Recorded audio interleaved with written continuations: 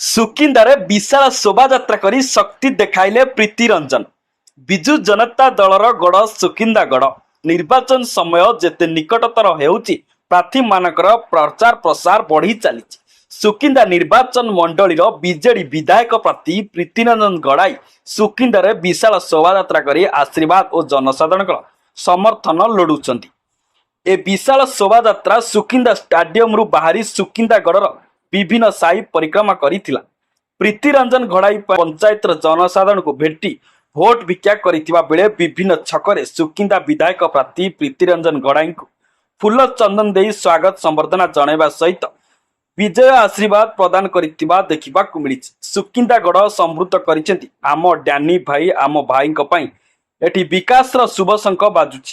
ଆମେ ବି ତାଙ୍କ ବିଜୟ ଶଙ୍ଖ ବଜାଇବୁ। ଭାଇଙ୍କ ମାରାଥନ ପ୍ରଚାର ଦେଖି ବିରୋଧୀ ଛାନିଆ ହେଲେଣି।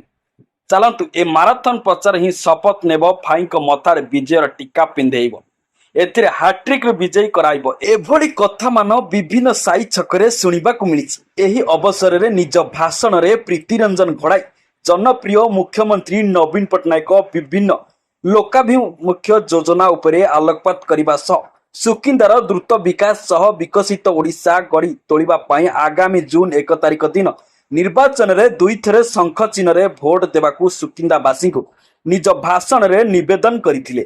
ବିଧାୟକ ପ୍ରାର୍ଥୀ ପ୍ରୀତି ରଞ୍ଜନ ଆଜିର ଏହି ବିଶାଳ ପଦଯାତ୍ରାରେ ବ୍ଲକ ଅଧ୍ୟକ୍ଷ ଦିବ୍ୟରଞ୍ଜନ ବରାଳ, ଜିଲ୍ଲା ପରିଷଦ ପ୍ରତାପ ପଟ୍ଟନାୟକ, ସରପଞ୍ଚ ସ୍ୱାଧୀନ ଦାସ, ବ୍ଲକ ସଭାପତି ବିବେକାନନ୍ଦ ବୋଷ, ପୂର୍ବତନ ସରପଞ୍ଚ ରାଜକିଶୋର ଜେନା, ପଞ୍ଚାୟତର ସଭାପତି, ଯୁବ ସଭାପତି, ମହିଳା ସଭାପତିଙ୍କ ସମେତ ବହୁ ସଂଖ୍ୟାର ପୁରୁଷ ମହିଳା ବିଜେଡି କର୍ମୀ ଉପସ୍ଥିତ ଥିବା ଦେଖିବାକୁ ମିଳିଛି।